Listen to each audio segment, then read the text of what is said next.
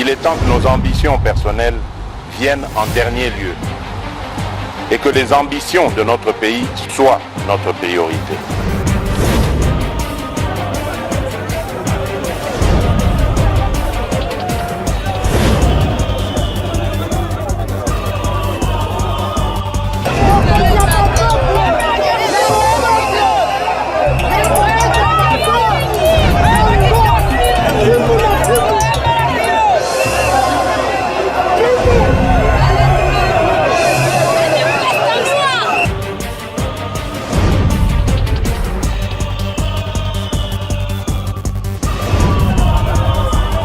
Lelo yango ebandi magazine na bino makanisi ya peuple congolais, magazine du peuple pour le peuple par le peuple. Mbote Kinshasa, Mbote Brazzaville. To fongola basango na biso ya lelo na elema oyo. Chef de l'État Félix Antoine Tshisekedi Tshilombo batilaka ifati de temps asalisaki réunion ya Conseil supérieur ya défense bolanda reportage ya mercredi. Nous venons de terminer sous la direction du commandant suprême de forces armées de la République démocratique du Congo et de la police nationale congolaise une réunion du Conseil supérieur de la défense élargie où nous avons essentiellement passé en revue la situation opérationnelle dans toute la République démocratique du Congo, mais spécifiquement dans l'Est de la République démocratique du Congo. Cette réunion du Conseil supérieur de la défense était la première avec le nouveau chef d'état-major général qui a eu à la suite du vice-premier ministre, ministre de la Défense, donné les grands axes de sa vision sur ce qui concerne notamment la montée en puissance de forces armées de la République démocratique du Congo, mais la réponse militaire que nous apportons face à la guerre d'agression qui nous est menée par les Rwandais et ses supplétifs terroristes du M23. Comme vous l'avez suivi à travers les médias ce matin, dans le rapport qui a été fait par le chef d'état-major général, nos troupes ont repris l'initiative et nous ne voulons pas aller dans des annonces, mais vous allez voir que dans le jour qui vient, la montée en puissance de forces armées de la République démocratique du Congo va se poursuivre et les pans du territoire qui sont occupés par les forces d'agression seront récupérés. Nous aurons régulièrement l'occasion de vous faire le point de ces progrès. Au-delà de la question opérationnelle qui a été abordée dans toute sa dimension, nous avons aussi abordé les aspects diplomatiques de ces questions où vous avez noté avec nous l'isolation de plus en plus constatée du Rwanda qui montre que ce n'est pas le pays qui veut la paix dans l'Est de la République démocratique du Congo.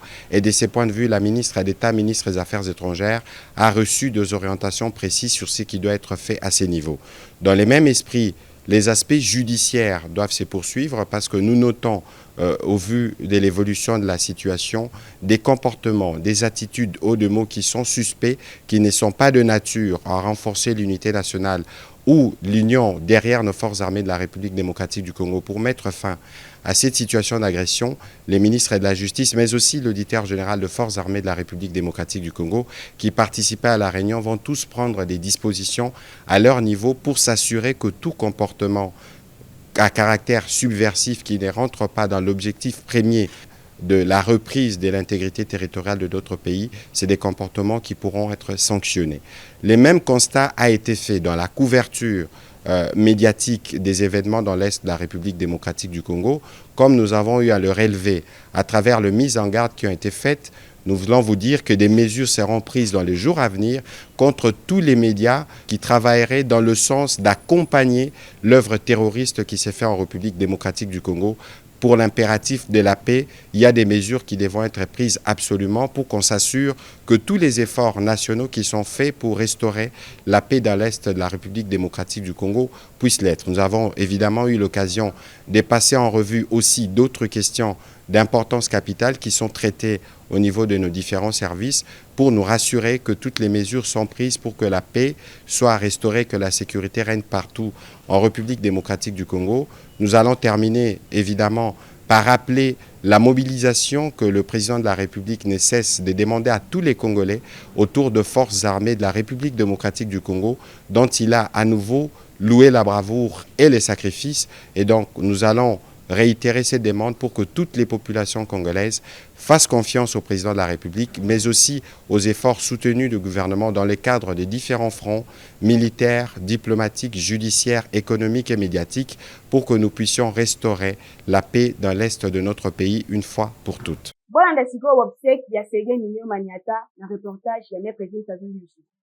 Mokolo ya vendredi 10 janvier 2024 ezaki mokolo ya mawa surtout mingi na famille musicale pe Kinshasa pe Afrique mobimba pona kolela artiste Sege Mignon Magnata oyo bayebaki ye na kombo partout atamboli ezali Sege Mignon Magnata pe na kombo ya famille Blaise Bongongo.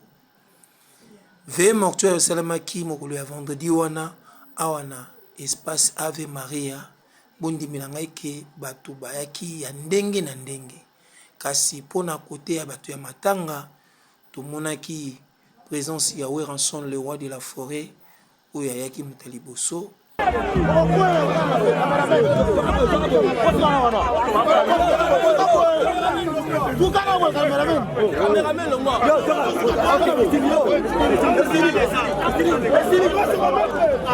nsima nango tomonaki papa chéri Jibe Mpiana ayaki koya elongo na Adolphe Dominguez ya tata apres wana avandaki esika na ye nsima nango yaki kosala peke fondé de pouvoir Didier Masela ye pe ayaki koya na tour na ye oyo bayambalaki na Jibe Mpiana papa chéri Adolphe Dominguez pe epai ya Weranson kote komaki ya kopesa na mbote me wera lokwa azaki ya kovanda abendaki na loboko pe bayambanaki basololaki kitoko ekomaki tango pe ya bainvité ya ndenge na ndenge tomonaki héritier wata ye pe ayaki na tour na ye na Nguema Manda Chante ye pe ayaki apesaki mbote na baartiste oyo bazalaki awa nsima toyaki komona pe bainvité de marque kasi oyo tomonaki yaki pe na Nguema ezalaki faire égale à Jésus de Nuance tango ayaki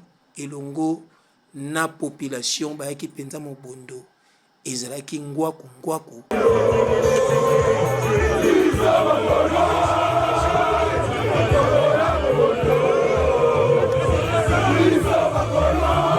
me nyonso elekaki kitoko ntango apesaki mbote na bavie na ye ya wenge abandi na papa chéri Jibe Mpiana Adolphe Dominguez ingénieur Selebu Didier Masela Fondé pe ntango aye kopesa Weranson le roi de la forêt mokili ebeleli asi asukaki wana te apesaki pe mbote na Jean Goubal Manda Chante pe Pape Mboma matanga ezali kocontinue kote na podium tomonaki Michel Bakenda ye nde moto azali kobeta aza kokumisa nzambe na ndenge nzambe asali oyo ezali volonté na ye ya kozwa molimo ya Sege Mignon Magnata awa bakinwa nyonso bakongole to bautaki bipai na bipai bayaki mpona kolela Sege Mignon Magnata pe ntango yaki kokoma mokolo ya samedi 11 janvier 2024 awa ekomaki somo mpo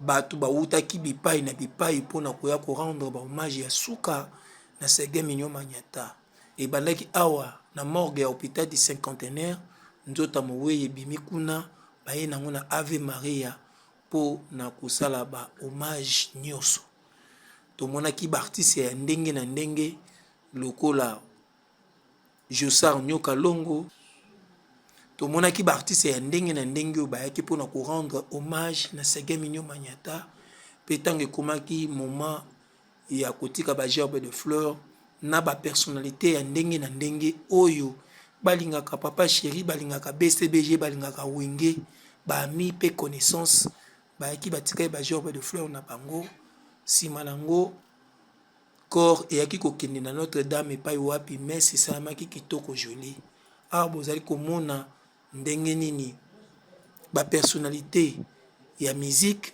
bapersonnalité ya politique bazalaki awa bayaki kolela elongo na bandeko ya wenge Jibe Mpiana papa chéri Weranson le roi de la forêt Adolphe Dominguez fondé de pouvoir héritier Watanabe bango tu bazalaki wana pe na bamusicien tu ya maison mère pe orchestre BCBG bazalaki wana mpona kolela oyo bango ndeko pe tomonaki baartiste ya ndenge na ndenge baakompagnaki bango mpo matanga oyo ezalaki ya Congo mobimba pe ya Afrique na mokili mobimba oyo bandaki kolela elongo na Weranson PJ Bempiana Wenge Mobimba leki na bango Sege Mignon Maniata akei.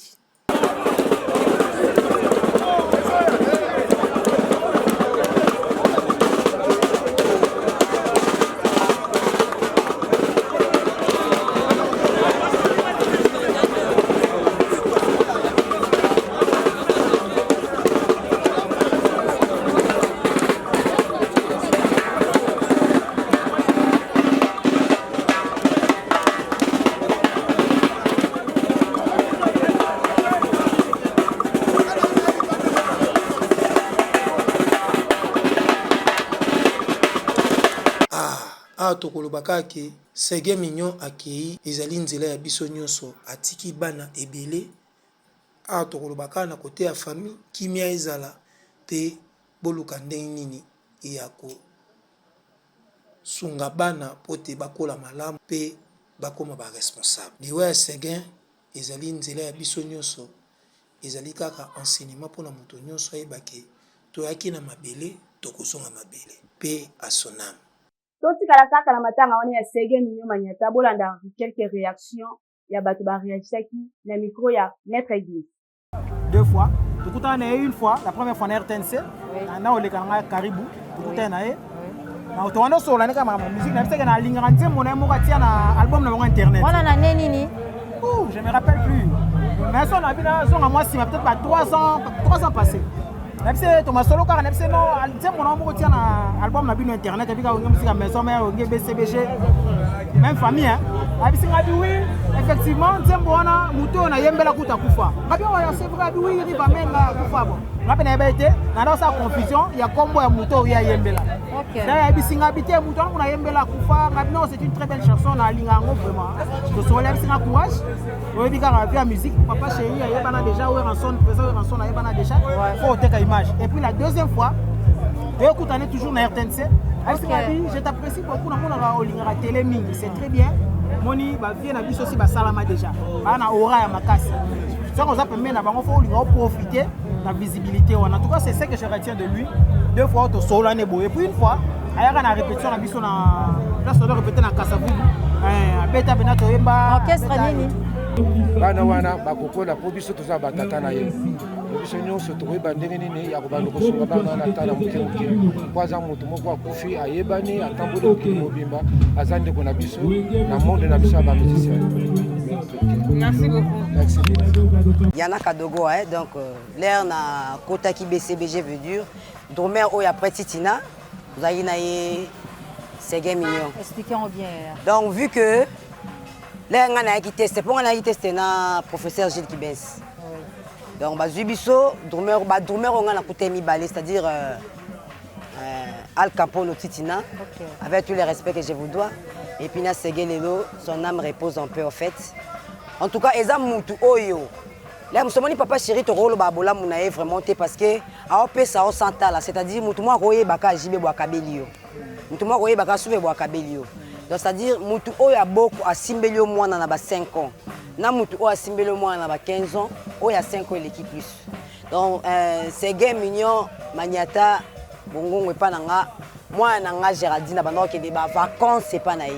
OK donc les wana ninga et puis na vanda na ina nono ba diamant na bandal yango moni ah voilà na luango la veni luango OK yango so ina ye moi retard les comme 23h bana municipal bakanga inga ya na olo banini yozaka na municipal comment matangi comme acoustique ngabi non non municipal wa bandal ouais bandal ngabi te ngazo kendo senga non ceux qui lobby biso peut continuer à tati dimanche pour dans la Sege donc avec tous les respects que je vous dois dormir au na ebité so na kati ya mutema obie na koyeba te na swana na été et pas na ngaza ki chef d'abord parce que depuis na kuta Sega zaka liloba souvé ba Jean-Paul Diod ba merdi otuni bango ba webisa yo ke Sege na bana na ba kiri ya bongongo comprendre ba lamina zo ba ngona tanga koma bana na sona nini na petit na edi bambongo bulaya ma wa Sege Mignon mais lelo to ki bakundi no mowe ite mais famille ekomi owelela ekomi ko welela déjà bozui ya mowe ko welela vraiment bozui c'est trop dire mais ali kaka ke hein monika ba famille ba mona botama na papa na maman so papa na maman na bakabona ki batamo boy comme na jalousie on lokwa mona so ki be famille maman mingi lokwa mona ki be famille papa so bazana bango esika mo za na problème te ba wele mabilo ko tezali kaka ke elobelika omona ke ba maman o surtout ba maman ndi bazala kati na batata mwasi mais moni ba papa ba lobité to ngazo so na considération so mona ki ba papa ba ko mo loba on za ngo basi ba tongana ba ko mboka te na passe na motema na maloba ezate vraiment c'est ça donc comprendre émotion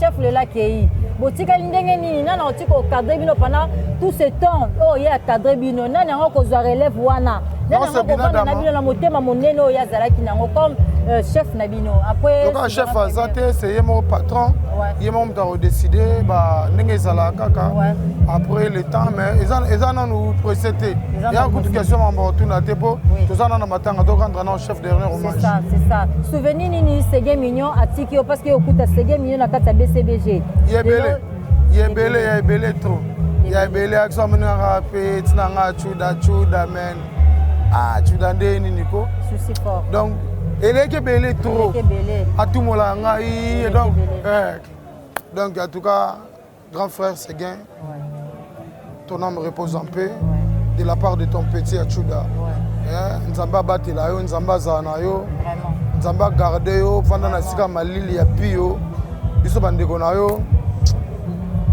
passe na ntima vraiment sali sabso to nyama singa te pe obik sabso mabe amen na ye kolela leki na ngai oyo to ba na ye ko banda siki OK c'est-à-dire to le bisiki pas ya zalia yebi ke wana viedo vraiment abusa nzembo moko ngam na sala kilimpa ko kabola yango pa na ye OK ouais et puis na banza nzembo na yeka moko na bimisa ngeko ba mingi te pacte du sang pas na ngaki pacte du sang mais pas na ya tshaki titre mususu OK na toni kanzambe botondi tondi kanzambe papa mawele kimi papa famille binete bazali koyebisa na bato nyonso ke babungisi koko na bango na kombo ya Ntimba Séraphine oyo abungaki depuis mokolo ya dimanche 12 janvier 2025 na 6h ya tongo oyo nyonso akomona ye abenga na ba numéro ya téléphone oyo plus 243 85 11 71 684 plus 243 89 56 41 517 topé lisusu na plus 243 89 76 33 042 communiqué oyo ekomela bato nyonso oyo akomona koko oyo mama Ntimba Séraphine abenga bango communiqué ezali signé Joël Tekasala na basango mosusu boyebaki nzela ya loya eza ya kobeba makasi na komini ya Ngaliema bolanda reportage ya mercredi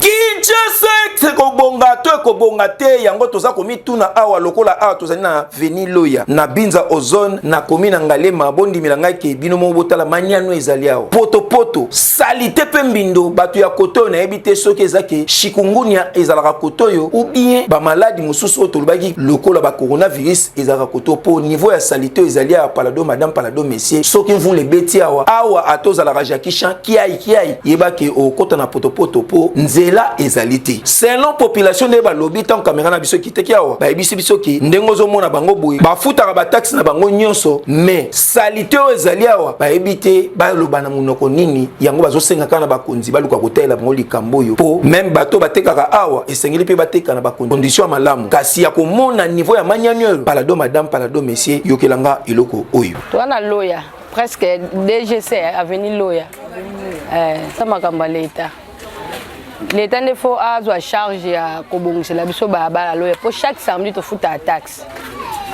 to futa donc chaque samedi to sala ba salongo l'État donc bato ya ticket balikaka bayaka chaque jour to futa mbonga ticket solution mo basala ka exactement mona bango samedi bango wana bazo lekana bakitungo na bango ba policier baye ko kongola mbongo biso mona to sali salongo après bango baye ko kongola mbongo na bango o bango bazwaka mais to oteka kaka likolo ya salité loya que à chaque fin ya vente na bango bazwaka basalite batiaka na basaki poubelle comme ça soki bato bakenda kobwaka poubelle bazoleka bapesi bato bakebwaka mpona avenir ezala propre et aussi na martelé na bakolo mapango soki mbula ezobeta babimisaka basalite na bango kobwaka toujours na balabala ezokosampire quartier soki biso mo tolingi avenir yango eke tozokobongisa yango bato libanda bakotosa mpe bakorespecte bakobongisa avenir diku na biso bateki na baoyo bafandaka na avenir yango il faut toyoka na place wana ke tosa chaque moto azala na poubelle na ye ntango baoyo balekaka na bamoto na bapusa kobwaka poubelle wana topesi bango topesi mpe mbongo bake kobwaka mpo na place ezala propre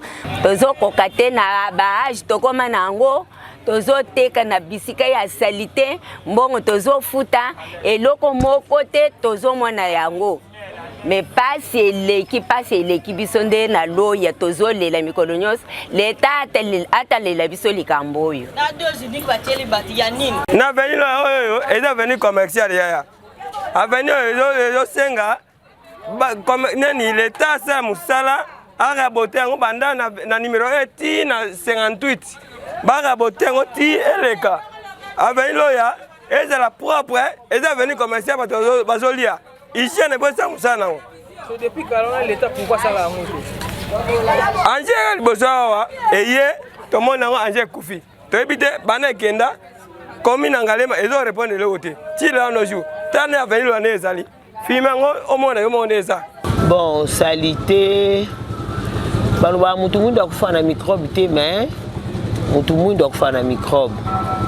Mboka na biso za mboka munene eza en richesse ebele toyoka ngo kana ba discours tolinga pe air moko ma palpable toyebi ke bakonzi baza na bamakambo ebele badossier ebele oyo ezozelaka bango babongisa surtout social yango biso nyonso tozela mais eza facile te so oza joueur ozotala bale na mosika omona ondire baa bafute moto aobeta mais so bakoti oyo na terrain beta okoka te toyebi ke bakonzi torespecta bango tolinga bango baza vraiment na bonso dur mais neti balabala na biso oyo ezala so balabala privé te ekoma balabala commercial bataxe nyonso ezofutama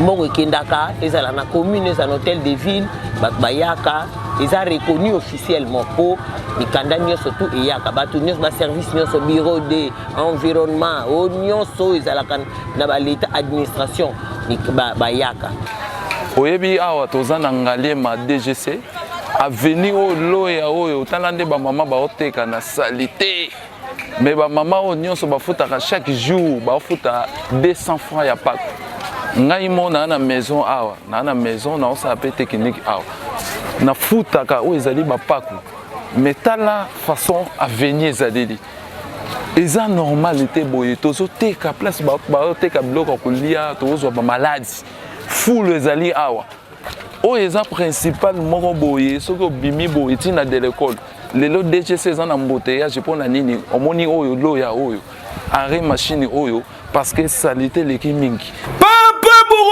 commune Ngalema. Dieu merci. Papa, musala na zalika ya kovanda na ba bureau pozwa malili. Awa tozali ko benda o makuto yebake. Ozali mwana musala ya population. Yo musala no ezali ya ko landelaka pote vision ya gouverneur de la ville ezala réaliser. Yo na commune na oza kosala nini lokola a na avenir loya. Esengeli koluka ko sali saka salongo pour propriété za la kotoyo ko déboucher oyo nyonso ezali ba caniveau pour permettre circulation et le yamai et le kanaka kitoko pe population ya koto bazara na kima. Tandeti tande komi kitoko te atabino moko toloba te oyo swanta soki olingi osomba te oteka lopango agence eza se moko agence immobilière Imo Congo hôpital na Grand Malik na commune ya Ngaliema.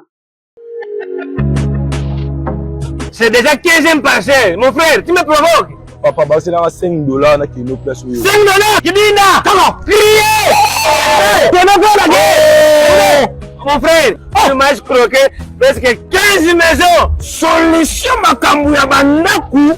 Kuna makamba tutoe. Escroquerie. Adresse eza moko. Docteur expert makambu ya bandaku. Agence Imo Congo hôpital. Voilà. Solution des amis bien aimés. Imo Congo. Voilà. Ils sont sérieux. Très sérieux. Qui dit la crier. Crier. Tu t'agites trop. Oh, je cherche une maison parce qu'on m'a beaucoup escroqué ma sœur. Papa zala na kimia awa toza agence Imo Congo hôpital. Na moni problème na yo eza makasi OK n'est pas présent na biso aza solution ba problème na. Voilà. Docteur Mapangu tata pambola yo omoni na yena bien kaka. Azamu takanda ba escroquer makashi ala posa le pango. Donc quand ils allaient hôpital immobilier, donc je vais vous porter la solution Elenda. Oh la voiture. Oh, mais kaka. Agence Imo Congo hôpital. Tala, tout ça bien organisé. On a mis tout cas sans plat climatisé. C'est bon nous coca. Voilà. C'est une belle voiture. Voilà. Vous pouvez aller voir la maison. Oui. Vous voulez la kidnapper? Ça c'est le cadre. Kibinda, ouvrez la porte Kibinda. Non, sinon vous êtes très bien organisé. Tout ça, c'est pour aller voir les maisons. Mon voisin, on dit on va se compter pour toi. Ils sont organisés, tout ça, c'est pour aller voir les maisons. Non, je ne ferai plus la guerre. Kibinda, ici c'est bon. Bien, Kaka. Merci beaucoup. Imo Congo hôpital. Voilà. Monsieur, excusez. Aiguise à poids tol. La ville quoi tape comme quoi déjà. Non, comment tu me sais? Agence Imo Congo hôpital. Ma femme, sans exception. Tu me regardes, même une bonne maison. tokomi sikoyo na réduite na biso ya solola na fachi population ba sololi na micro ya maître Guy.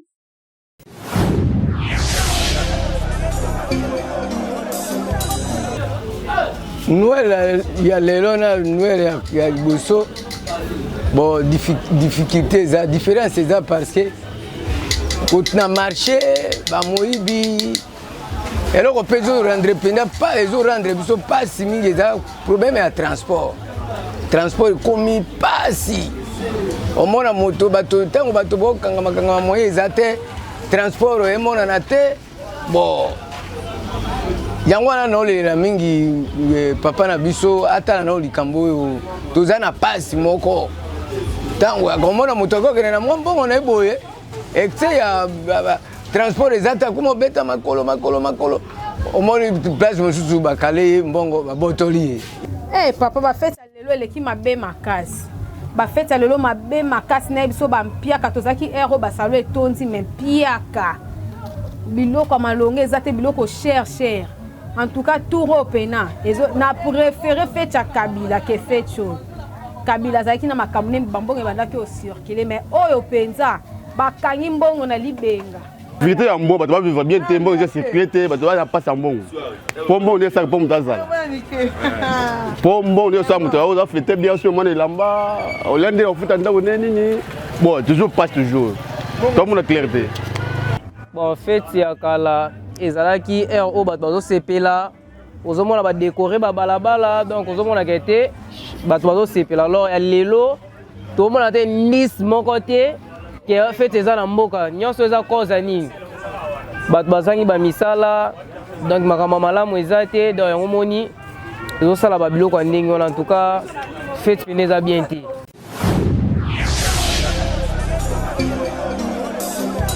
Pesa makanisi ezali pe moko ya baréduite na biso oyo peuple congolais apesi makanisi na ye.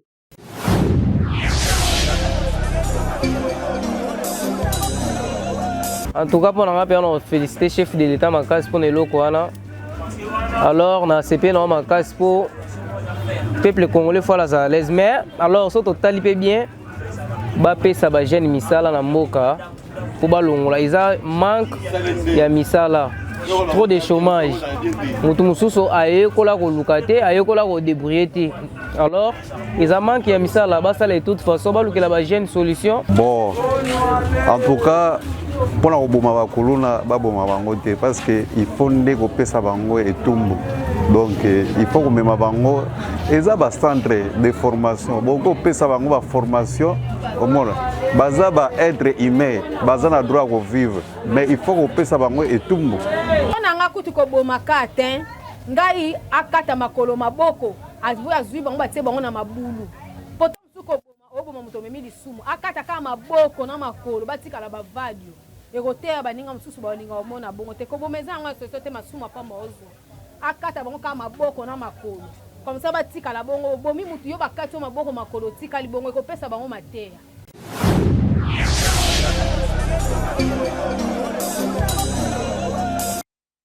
C'est comme mon pied sur le net, whisky wishia, au bon bébé soni.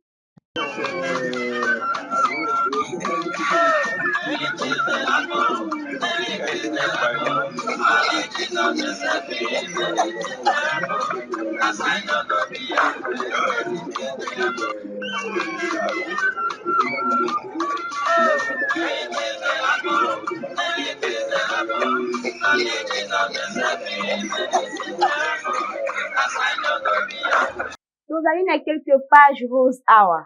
Joyeux anniversaire Yambinga Père Gaillard na blessing Oshiki balobi étudiante ya makasi kuna na ULK wazosala na faculté ya droit lelo koyinda mabe ngulu ntaba ntaba ekolia makasi na maboke ya bambisi penza ekozala wana invité spécial ekozala papa Kasongo pena mama Hélène Kasongo elongona mosengo maki décor wazali ko souhaiter joyeux anniversaire na blessing Oshiki étudiante na ULK na faculté ya droit ekozala somo 22-20 whisky dakin na niveau ya 2 fois te. Joyeux anniversaire les sousou na évangéliste Stewart Longoli balobi mosali na nzambe ya solo ate ya kaliloba na nzambe pe azali ko délivrer bato makasi oyo nzambe aza ko utiliser puissamment na kati ya église évangélique pour le salut des âmes. Motema ya batu ya mama Jackie Longoli ekozala somo lelo tokolia tokosepela makasi pe ba jie komelama prière et puis mabondeleza ya 2 fois te de la part ya mosengo maki deko aza ko souhaiter joyeux anniversaire na évangéliste Stewart Longoli mosali na nzambe ya solo pe chef spirituel ya église évangélique pour le salut des âmes.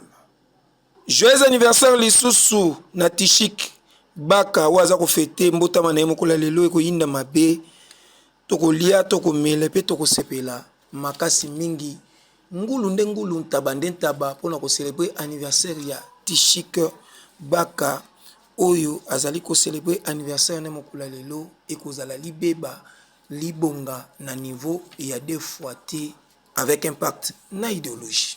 Tokomi na suka magazine ya biso makanisi ya peuple congolais. Merci na bino nyonso bozalaki wana ebele pona kolanda magazine makanisi ya peuple congolais. Ikato dédié édition ya lelo na Nemibi na petite sœur propre. Merci na équipe technique oyo bakompanaki biso na moni na sima ya caméra ezalaki maître Gims. Côté réalisation Whisky Wishia na bino tokutani mikolo ezali kuya. Il est temps que nos ambitions personnelles viennent en dernier lieu et que les ambitions de notre pays soient notre priorité.